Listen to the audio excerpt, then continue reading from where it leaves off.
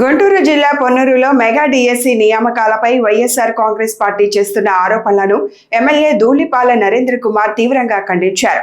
Municipal కార్యాలయం ఎదుట నిర్వహించిన మీడియా సమావేశంలో మాట్లాడుతూ మెగా డిఎస్సిపై చేస్తున్న విమర్శలు పూర్తిగా రాజకీయ లబ్ధి కోసమేనని ఆరోపించారు.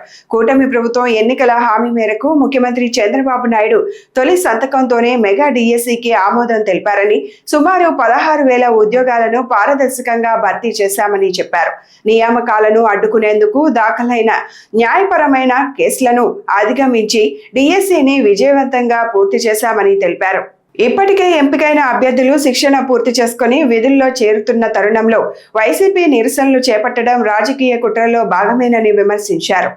అపోహ కల్పించి రాజకీయ లబ్ధి పొందాలనే కుట్రలో భాగంగానే ఆరోపణలు అని చెప్పి తెలియజేస్తా ఉన్నాం.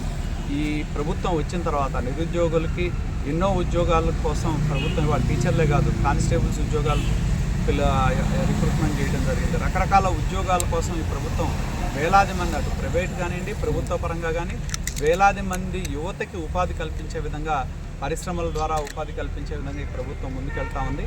నేను ఇవాళ ప్రభుత్వాన్ని వైకాపా పార్టీని డిమాండ్ చేసేది ఒకటే, లేని అంశాన్ని తీసుకొచ్చి లేని ఆరోపణలు తీసుకొచ్చి ఇవాళ ఎవరైతే 45 కుటుంబాల్లో కష్టపడి చదువుకొని అర్హత సాధించి ఉత్తీర్ణులై ఉద్యోగస్తులయ్యారో వారి కుటుంబాల్లో మీరు ఈ విధంగా ఆరోపణలు రేకెత్తించడం కానీ ఆరోపణలు చేయటం కానీ సబబు కాదని చెప్పి మేము తెలియజేస్తూ ఉన్నాం. ఈ వైఖరిని మేము తీవ్రంగా ఖండిస్తూ ఉన్నాం.